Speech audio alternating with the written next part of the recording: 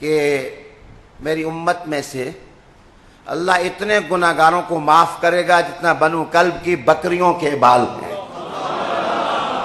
بنو کلب کی بکریوں کے بال ہیں. اللہ میری امت کہ اتنے گناہگاروں کو معاف فرمائے گا.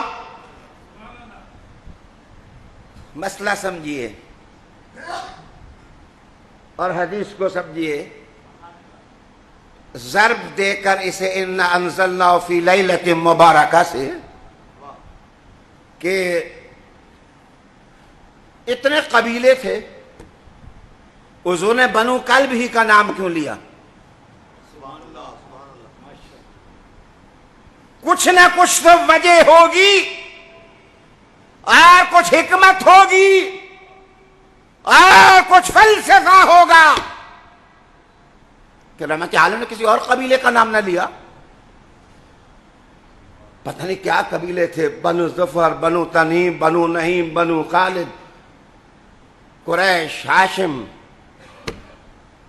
جب ایسے حضور نے ترجیح دی تو کہا کہ سب قبیلوں سے اللہ نے میرے قبیلے کو چن لیا. لیکن جس وقت بخشش کا نام لیا تو اپنے قبیلے کا نام نہ لیا، اس لیے کہ حضور کا قبیلہ وہ ہے جو مال اکٹھا کرتا ہی نہیں ہے. انہوں نے تو بکریاں جوڑنی نہیں ہوتی کہ جناب بکریاں زیادہ ہو جائیں. آج حضور نے کہا جو میری اولاد ہوگی وہ تو اپنے گھر کو اجاڑنے والی ہوگی، وہ تو مال جمع نہیں کریں گے، اور میں نے تو کثرت بیان کرنی ہے. اور مجھے کسی ایسے قبیلے کا نام لینا چاہیے جو اتنا کنجوس ہو کہ ایک بکری بھی ذبح نہ کرتا ہو. رحمت عالم صلی اللہ علیہ وآلہ وسلم نے آج بنو ہاشم کا نام نہ لیا، بنو قریش کا نام نہ لیا، بنو حاتم کا نام نہ لیا، بلکہ آقا صلی اللہ علیہ وآلہ وسلم نے آج نام بنو کلب کا لیا. یہ اتنا نیک بخت قبیلہ تھا کہ بکریاں جوڑ جوڑ جوڑ جوڑ کے ہزاروں میں نہیں تھی، لاکھوں میں اکٹھی کر لی تھی، اور معاملہ بن گیا تھا کہ عرب میں بنو کلب سے بڑھ کر کسی کے پاس بکریاں ہے ہی نہیں ہیں. پھر ایک بکری، پھر ایک بکری کے بال، پھر 100 بکریاں، 100 کے بال، پھر 1,00,000 بکریاں، لاکھوں کے بال. فرمایا بنو کلب کی بکریوں کے جو بال ہیں اللہ میری امت کے اتنے گناہگاروں کو معاف فرما دے گا. ہے توجہ کا طالب ہوں کہ پھر قرآن نے اس کو واضح طریقے سے بیان کیا. کَإِنَّا أَنزَلْنَاهُ فِي لَيْلَةٍ مُبَارَكَةٍ، ہم نے اسے برکتوں والی رات میں نازل کیا. اور برکت کا تیسرا معنی میں نے بتایا دائمی. میرے حضور نے کہا کہ یہ نہ سمجھنا کہ ایک میرے والی رات جو آئی ہے یہ اسی میں اتنے لوگوں کو معاف کیا جائے گا. قیامت تک جب بھی یہ رات آئے گی اللہ اتنے گناہگاروں کو معاف فرما دے گا.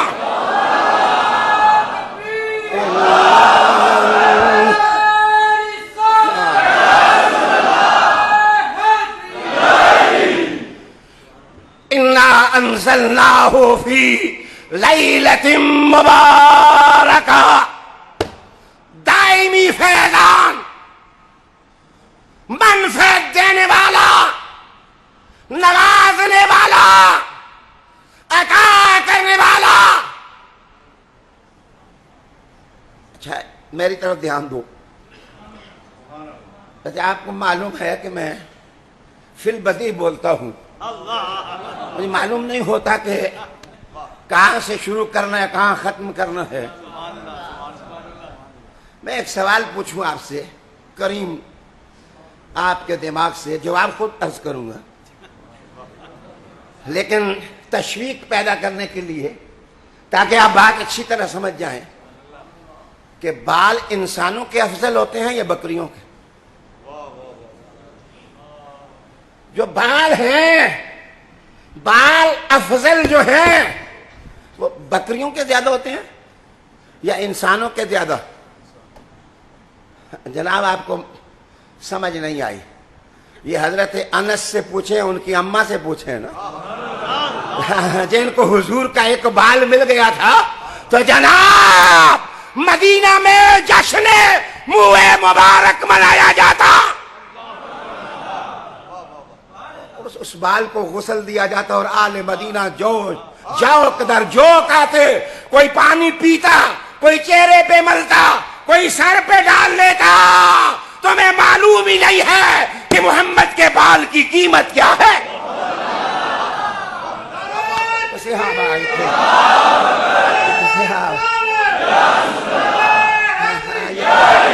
یہ تو صحابہ رضوان اللہ تعالی علیہم اجمعین سے پوچھئے. کچھ نہ کچھ تو بات تھی کہ خالد جیسا سپہ سالار, خون آشام تلواریں جس وقت انسانی وجودوں کو کھینچ کر رہی ہوتی, وہ اپنی ٹوپی پہ ہاتھ رکھ لیتا. خالد تو سالار ہے, تلواروں کے سائے میں بھی ٹوپی کو سنبھالتا ہے. فرمایا ٹوپی کو نہیں, اس میں محمد کا بال رکھا ہوا ہے. اگر میں چاہتا نا تو میں بالوں ہی میں آج آپ کو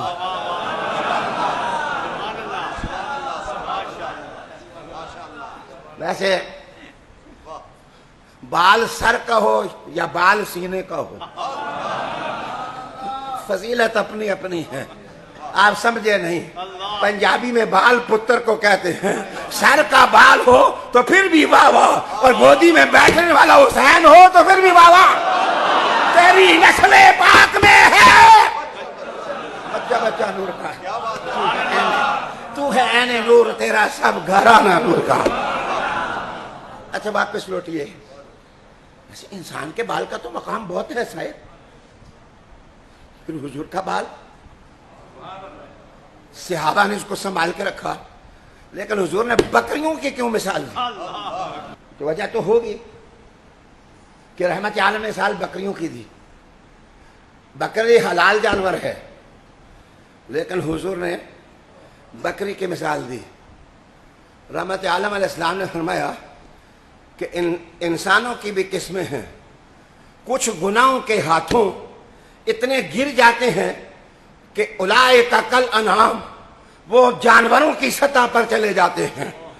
اور کچھ اٹھتے ہیں تو مقام انسانیت سے آگے مقام خاص پر پہنچتے ہیں تو بیٹھتے فرش پر ہے.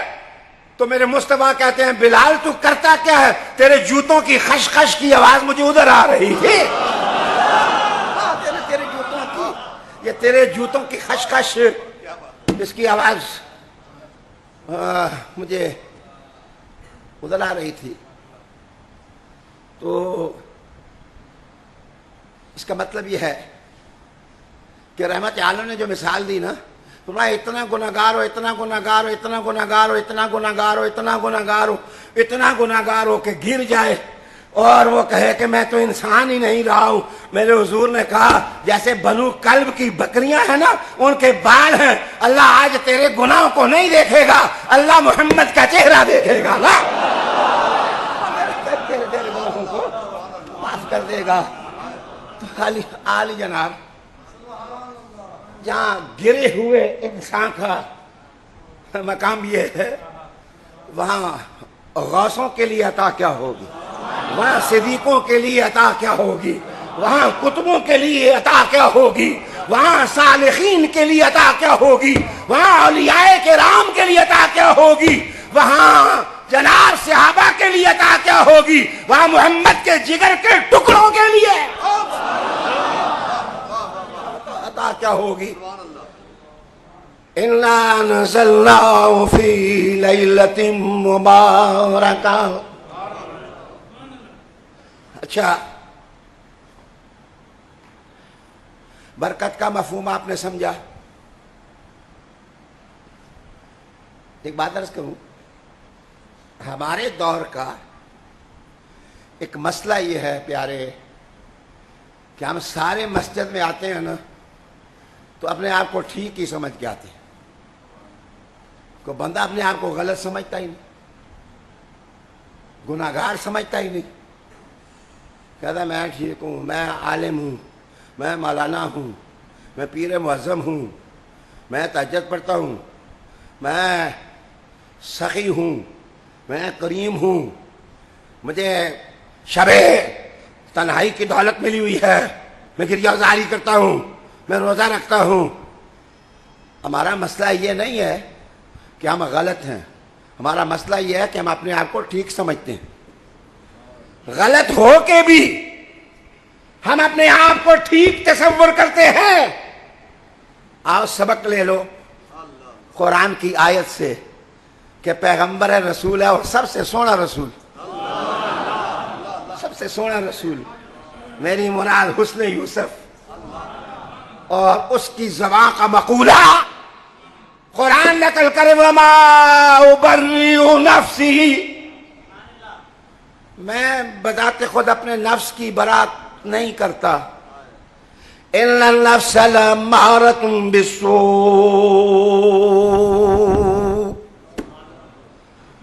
یہ جو نفس ہے نا، نفس یہ بڑی برائیوں کا حکم دیتا ہے، بندے کو خراب کرتا ہے۔ توجہ کا طالب، بچہ پالے، کوئی بچہ پالے، اللہ آپ کو اولادیں دی ہیں، اللہ انہیں برکت دے، نہیں دی تو اللہ آج کے صدقے اولاد عطا کرے، آج کے صدقے، اور نہیں ہے تو کسی کا بچہ پال کے دیکھو۔ میں نے تو حضور رحمت عالم علیہ السلام کی سنت سے سبق سیکھا ہے۔ آپ کو معلوم ہے کہ کہا جاتا ہے اور ٹھیک کہا جاتا ہے کہ سب سے پہلے مسلمان حضرت ابو بکر صدیق رضی اللہ تعالیٰ عنہ، کہا جاتا ہے اور ٹھیک کہا جاتا ہے کہ بچوں میں حضرت مولا علی سب سے پہلے مسلمان۔ لیکن میں آپ کو بتاؤں، اس کالے غلام کے بچے زید کی بھی تو قیمت ڈالو، جس نے باپ کو کہا تھا میں آپ کے ساتھ نہیں جاؤں گا، میں محمد عربی کے پاس نہیں جاتا، اور ان کی محبت کو سلام۔ لیکن میرے مصطفیٰ کریم نے بھی آپ کو پتا ہے کہ بڑی سخاوت فرمائی تھی اپنے خاندان کی حسین ترین عورت حضرت زینب، جو بعد میں ام المومنین بنی، ان کا نکاح حضرت زید سے کیا، اور یہ بھی ذہن میں رکھو پیارے کہ حضرت ابو بکر صدیق صحابی ہیں حضور کے، اور افضل صحابی ہیں حضور کی ذات کے بعد، لیکن قرآن میں نام لے کر ذکر ابو بکر صدیق کا بھی نہیں ہے، اور نام لے کے علی کا بھی نہیں ذکر کیا گیا، نام لے کے ذکر صرف زید کا کیا گیا ہے، صرف حضرت زید ہے، حضرت زید، حضرت زید سیاہ فام صحابی، ان کی عظمت کو سلام۔ آپ کو پتہ ہے حضور نے نکاح کرایا، لیکن نکاح نبھانا، طلاق ہو گئی۔ حضور نبی تھے، رسول تھے، انہوں نے طبیعت پر بوجھ نہ لائے کہ میرے خاندان کی عورت کو اس غلام نے، آزاد کردہ غلام نے، اس نے زچ کیا، اس کی تو سزا ہونی چاہیے۔ رحمت عالم علیہ السلام نے جناب حضرت زینب کے ساتھ تو خود نکاح فرما لیا تاکہ ان کی دل جوئی ہو جائے، لیکن جو بتاتا تھا، پتہ ہے پھر زید کو دوسرا تجربہ حضور نے کیا کیا، سیکنڈ ایکسپیرینس رحمت عالم نے کیا کیا، وہ 12 سال یا 13 سال کی دائیا، جس وقت حضور کی والدہ راستے میں انتقال فرما گئی، تو جس کنیز نے حضور کو اٹھا کر مکہ پہنچایا تھا، اس کا نام تھا ام ایمن۔ ام ایمن کا نکاح پھر حضرت زید سے کیا، حضرت ام ایمن کا نکاح حضرت زید سے ہوا، اور ان کے بطن سے حضرت اسامہ ابن زید پیدا ہوئے۔ اور حضرت اسامہ ابن زید آزاد کردہ غلام کے کالے بیٹے ہیں. مصطفیٰ کریم جدھر جاتے ہیں اسامہ پیچھے پیچھے پیچھے پیچھے ساتھ جاتے ہیں. بلکہ یہ جلوہ دیکھو کہ اسلام نے کتنی عزت دی ہے کہ دائیں گھٹنے پر اگر حسن اور حسین بیٹھتے تو بائیں گھٹنے پر زید کا بیٹا اسامہ بیٹھتا.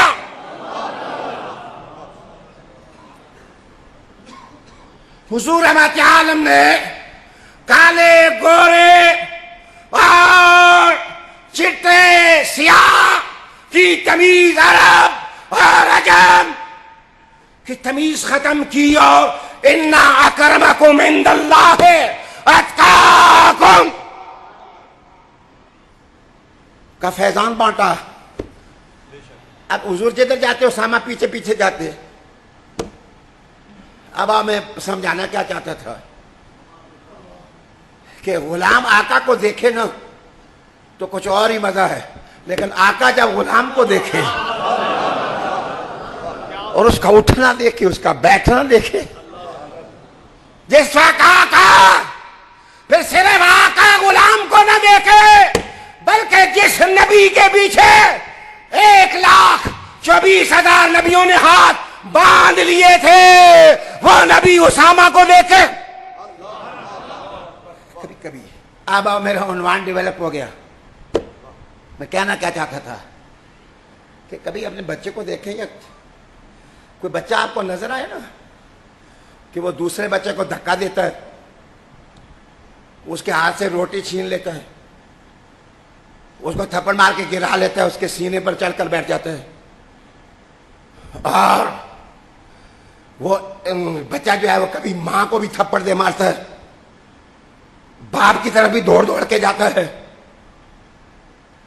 اگر آپ بچے کے اندر یہ دیکھیں تو سمجھیں کہ یہ بچہ ہی بچہ نہیں، اس کے اندر یہ چھوٹی چھوٹی عادتیں بھی بچے ہیں.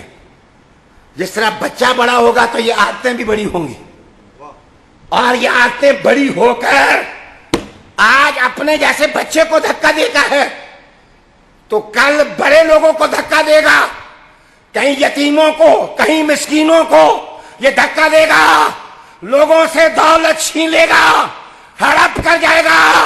اس کے اندر سبعیت پیدا ہو جائے گی، درندگی پیدا ہو جائے گی. جناب یہ نفس ہے انسان کے اندر، وہ بچپن ہی سے پلتا ہے، بڑھتا ہے، اس کی گندی عادات وہ جوان ہوتی ہے. تو اے شب برات کی اس دل نواز گھڑی میں میرے پاس آنے والوں، میں اپنے آپ سے پوچھتا ہوں کہیں کسی کو دھکا تو نہیں مارا ہوا؟ آپ بھی سوال کر رہے ہیں. کہیں کسی یتیم، کسی مسکین کی جائیداد تو ہڑپ نہیں کی ہوئی، اور کہیں کسی کی بے ادبی تو نہیں کی ہوئی، کہیں کسی کے دل کا نازک آبگینہ توڑا ہوا تو نہیں ہے، کہیں کسی کا مذاق تو نہیں اڑایا ہوا، کہیں کسی پر تھپتی تو نہیں کسی ہوئی، کہیں کسی کی عزت کی چادر تار تار تو نہیں کی ہوئی. ذرا گردن جھکا کے توبہ کرنے سے پہلے کہنا مولا آئندہ ایسا نہیں ہوگا، جس وقت جاؤں گا تو ایسا نہیں ہوگا. جس وقت ندامت کے ساتھ کہیں گے نا میں سچے دل سے توبہ کرتا ہوں، اللہ کہتا ہے آج کی رات میں سمائے دنیا پر آتا ہوں، جو توبہ کرتا ہے میں خدا اس کی توبہ کو قبول کر لیتا ہوں. میرے دوستو، زیادتیاں حوصلہ پیدا کریں، غلطی کو غلطی مان لینا بڑا پہلوان ہوتا ہے جو تائب ہو جائے. اور میں کہتا ہوں کتنا خوبصورت جملہ ہے قرآن کا، وَمَا أُبَرِّئُ نَفْسِي ہے إِنَّ النَّفْسَ لَأَمَّارَةٌ بِالسُّوءِ. کبھی انسان نے اپنے سر پر امامہ باندھا ہوتا ہے، لیکن اس کا اندر والا انسان چیخ کے کہتا ہے تو ٹھیک نہیں ہے، نہیں ٹھیک ہے تو۔ بندہ کعبے کا غلاف پکڑا ہوتا ہے اور کعبہ اس کو کہتا ہے نہیں ٹھیک ہے۔ توبہ سچے دل سے کر۔